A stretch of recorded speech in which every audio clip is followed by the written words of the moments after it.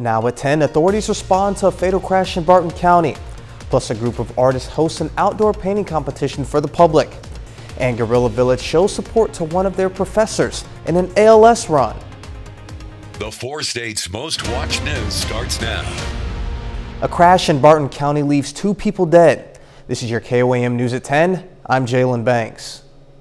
Just before 5 a.m. today, reports of a crash 6 miles south of Liberal, Missouri, along Missouri 43, alerted police dispatch. The Barton County Sheriff's Department, Liberal Police, Liberal Fire, and the Barton County Ambulance responded to the scene. While on the scene, officers learned that a Toyota Highlander traveling southbound on Missouri 43 entered the wrong lane and struck a 1998 Ford F-250 head-on. Police say the driver of the Toyota, Shelby Stinnett, 30 years old, and the juvenile Ford driver were pronounced dead at the scene. EMS then transported 2 juvenile passengers of the Ford to area hospitals via ambulance and helicopter.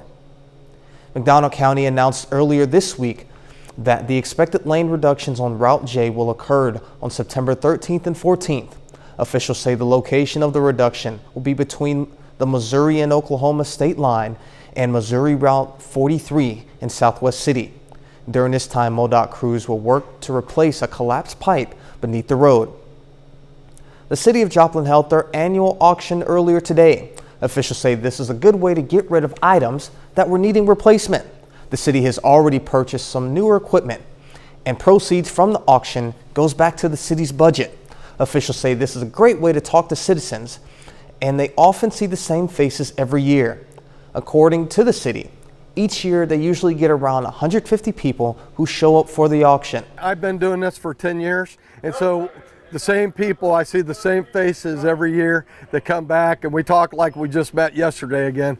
And so it's kind of a neat little deal when you're talking to the citizens and they look forward to this event.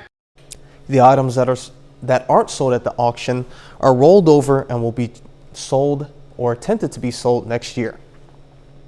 Over 20 regional artists gathered in Joplin to participate in the Paint the Ozarks in the Paint Out competition today. The 24-hour lasting competition let artists find a place to paint as long as it was outside. Officials of the event say painting outside is not as easy as one may think, as the lights, colors, and shadows are constantly changing, unlike when painting inside of a studio. They say this is a chance for Joplin citizens to go out and observe how artists work. Even some people that are local Joplin natives and did not know that they even painted. So yeah, I think it could grow into a group that might get together and paint on a regular basis. That would be nice. Kansas City artist Larry DeGraff will be judging participants' paintings tomorrow. Today in Guerrilla Village was Go Forth and Conquer ALS run for Dr. Craig Fuchs of Pittsburgh State. Dr. Fuchs was diagnosed with ALS in February of this year. During his time at Pitt State, he's been a professor of music and director of the Honors College. The 5K run and mile run walk will raise money for the ALS Association Mid-America chapter. Yeah, we're really excited to show our love for Dr. Fuchs and give him another opportunity to see old friends and students, alumni of the Honors College. He's a very social person, so this is a really great event. We're expecting about 200 people. To find more events such as this one, you can find them on our website at koamnewsnow.com. Today, the city of Carthage is celebrating the 2nd annual tribute to Lowell Davis, the Red Oak Celebration.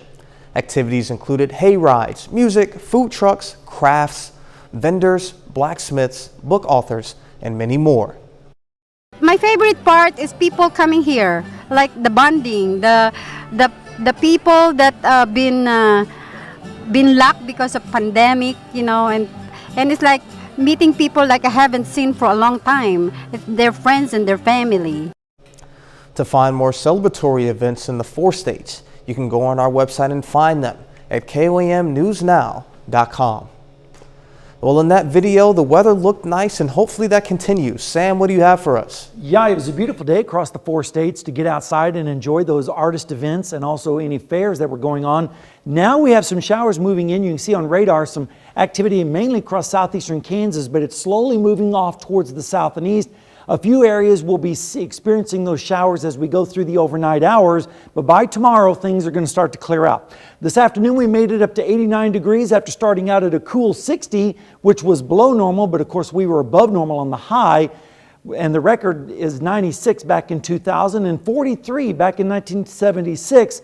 No precipitation at the airport as of yet, and only for the month around a little of 0.3. That's not helping the drought situation, as it is still as extreme across southeastern Kansas. Hopefully we're going to see some improvement in this, but I'll have more details coming up in your forecast, so you'll want to stay tuned for that. Tomorrow marks 21 years since the 9/11 attacks that killed nearly 3,000 Americans on U.S. soil. 5 defendants, all held at military prisons in Guantanamo Bay in Cuba, were formally charged in 2008 with helping to plan the attacks, but their cases have stalled over access to CIA evidence and recent COVID delays. Senior investigative correspondent Catherine Herridge reports that the military prosecutors and defense attorneys are negotiating potential plea deals that could take the death penalty off the table and leave the Guantanamo detention camp open indefinitely. He was living his dream. Pilot Charles Burlingame was more than a war hero to his family, who affectionately called him Chick. He was really our touchstone, and he still is. Days before the anniversary, his sister Deborah Burlingame, an advocate for the 9/11 families, showed us his name among those etched in bronze surrounding the 2 memorial pools in New York City. On 9/11, al-Qaeda terrorists took over Burlingame's American Airlines Flight 77, slamming it into the Pentagon. Deborah's grief has turned to anger with confirmation a potential plea deal is under discussion for the 5 9/11 defendants, including Khalid Sheikh Mohammed, the self-described architect of the attacks. I was outraged. Defense attorneys told CBS News military prosecutors may be willing to take the death penalty off the table, and in return, the 9/11 defendants would plead guilty to the worst terrorist attack on U.S. soil. You're in touch with other 9/11 families. Do they feel the same way? The families are outraged, and they don't want closure, they want justice. But another group, 9/11 Families for Peaceful Tomorrows, believes a plea deal could deliver some measure of judicial finality. All 5 defendants and the government are all engaged in good faith negotiations with the idea of bringing this trial, which has become a forever trial, to an end. Nearly 3,000 people died on 9/11. Is it right to take the death penalty off the table? The United States government failed all of us after September 11th in their decisions to use illegal techniques and illegal programs. A spokesman for the military trials did not address our questions about the 9/11 case, but confirmed the parties are currently engaged in preliminary plea negotiations, citing court documents. I will not have closure as long as there is any possibility for some future president to commute their sentences or trade them away. Charles Chick Burlingame was laid to rest at Arlington National Cemetery. I do believe that forgiveness is more powerful than love, but it's earned. They never will have that. Catherine Herridge, CBS News, Washington. The symbols of Queen Elizabeth's 70-year reign can be found throughout Britain and well beyond its shores, but her death is prompting royal change on several fronts. We get more from CBS's Elise Preston. Queen Elizabeth's legacy is quite literally sewn into the Commonwealth's identity. ER, meaning Elizabeth Regina, was seen throughout St. James Palace as King Charles III officially took his place Saturday as the new monarch. The change will have a ripple effect from the crown to the currency to mailing a letter. What does this change signify? We've seen language, we've seen traditions, we've seen rituals that haven't been enacted in 7 decades. And that is actually an incredible impact on the nation's psyche. The last time a new monarch graced a British coin was in 1953, then featured on a banknote in 1960. Today, her face is on more than 4.7 billion British banknotes and 29 billion coins. Millions have carried 8 decades of her life in portraits in their wallets. Historians predict new coins and notes will begin circulating by 2023 in some Commonwealth nations. This is the coin of the realm. So it's important to make sure that you have a symbolic recognition of the fact that you have a new head of state. Until then, those in the Commonwealth will have Britain's new national anthem.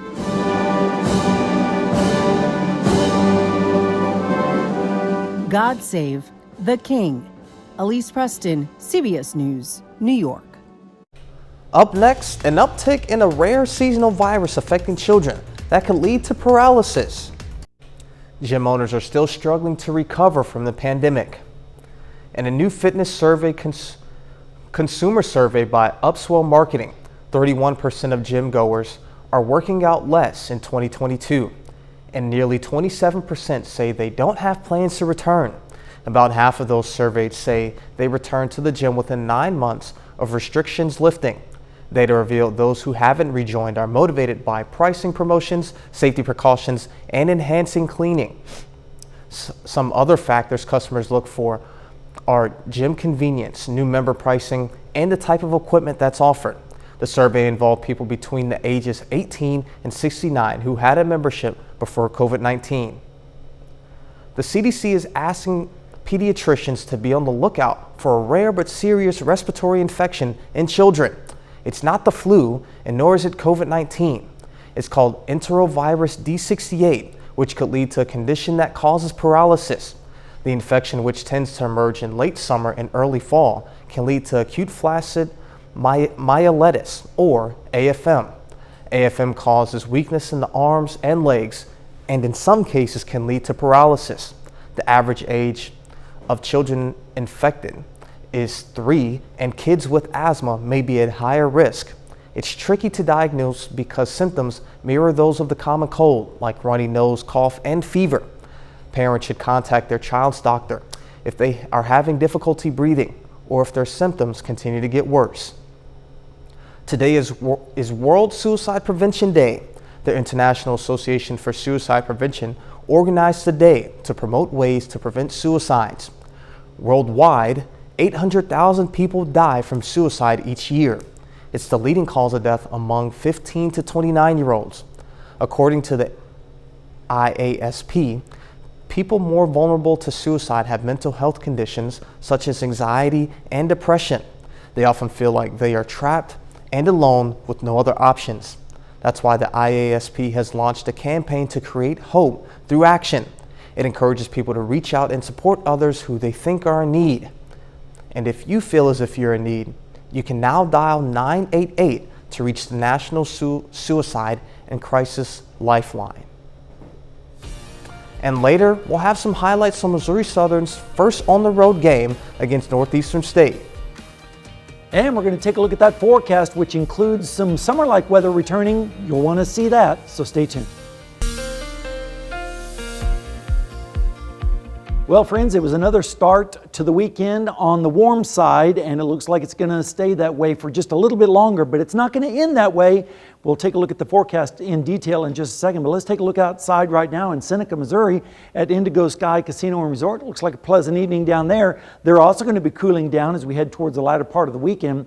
I wanted to show you what's been going on for the month of September, as all months in this summer have been this way. June, July, and August all were above normal as far as temperatures go, and it looks like September is starting that way as well, with 7 days above normal, only 2 below. Now tomorrow's going to be the exception. We're going to have below normal temperatures tomorrow, but first we have to get through this evening. Rainfall amounts with this next system have been light, unfortunately.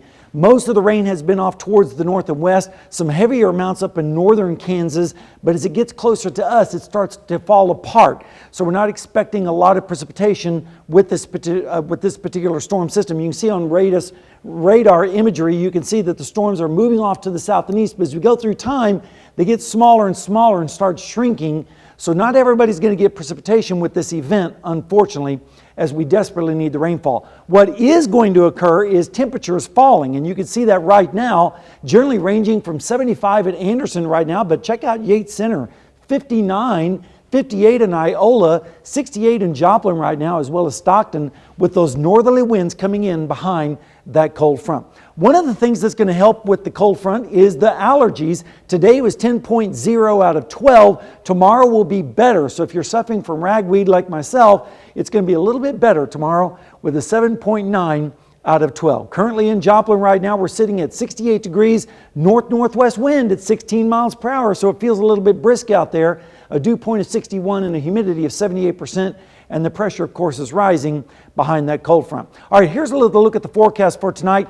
Generally lows in the 50s from the north and west of the metro area. 55 Double Nickel at Yates Center, 53 in Garnett, and 60s down to the south, like in Pineville, with 60 and 61 in Bentonville, with northerly winds across the entire area, with the showers ending from northwest to southeast. Then tomorrow, mostly sunny skies, a cool, brisk fall-like day with highs in the mid-70s across their area, 78 in Coffeyville, 75 in Columbus and Fort Scott, 73 over there in Osceola.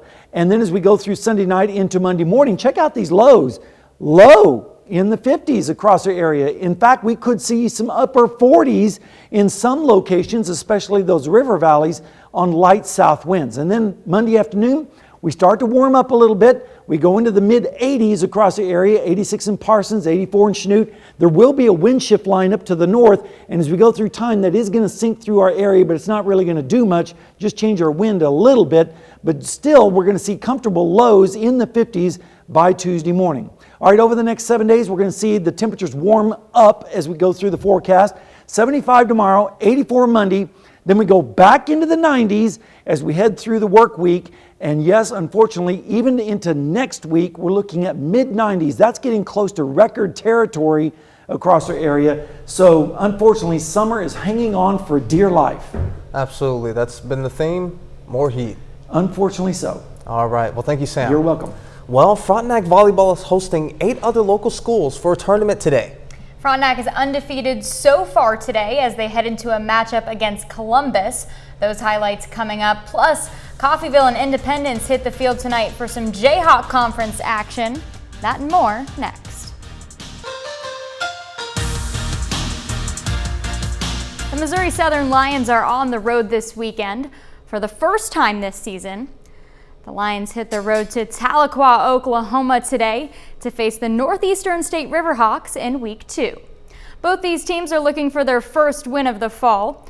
Missouri Southern puts up a big fourth quarter and seals the victory on the road 30-13. Nathan Glades rushes for 133 yards and 3 touchdowns. In the Jayhawk Conference, it's rivalry night for Independence and Coffeyville. The Red Ravens are tonight's host. Coffeyville looking to stay unbeaten while the Pirates aim for the upset and their first win. Defenses dominate in the first half. Dantes Fagan gets the interception for Indy in the second quarter. Pirates at that point lead 3-2. Coffeyville gets a turnover of their own later in the second. Bishop Fitzgerald back there with the rain coming down, gets the ball back for the Red Ravens. Just before half, Forrest Taylor attempting a 57-yard field goal for Coffeyville. He hammers it through. That's a new school record. Ravens lead 5-3 at half, but the Pirates turn it around. It's 18-5 Independence in the fourth. The 2-0 NEO Norsemen open the Southwest Conference play today with a tough one against Kilgore. The Rangers enter the weekend ranked 6th in the nation. Kilgore here in the first. Laravian Elia throws it up to Kadarian Johnson. He turns and runs it all the way to the end zone for a touchdown. 6-0 Rangers. NEO ball now still in the first. Kendall Dolby takes a handoff. Ball gets loose. Vincent Page picks it up, takes it to the end zone for a defensive touchdown. Not a great start for NEO. They're down 13. Kilgore now looks to hand it off, but Frederick Greenhoward comes through with a big hit for a loss. And Cole Thompson, punter for NEO. Plenty of work today, but check this out. Big punt, gets a big hop. Norsemen down it at the 1, but nothing going today on offense for NEO. Kilgore gets the shutout win 41-0.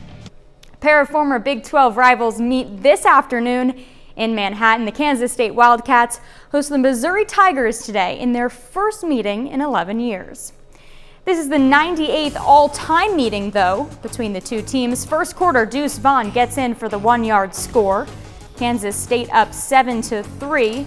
Their next drive, Adrian Martinez keeps it, gets in from 16 yards out, pushes the Wildcats' lead to double digits. Second quarter, off the Missouri punt, Phillip Brooks fields it, breaks one tackle, then follows his blockers downfield. Eventually, he takes it 75 yards to the house. K-State starts to pull away. Back to Deuce Vaughn now. He carries it 24 times for 144 yards and 2 scores. Kansas State dominates Mizzou all day long, winning 40-12. The Oklahoma Sooners are on the field this evening for a non-conference matchup against Kent State. Sooners offense slow to start, 7-3 ball game at half, but Oklahoma adjusts and runs away with it, 33-3 the final. Dylan Gabriel throws 296 yards and 3 touchdowns. Marvin Mims on the receiving end of 2 of those scores tonight. Today is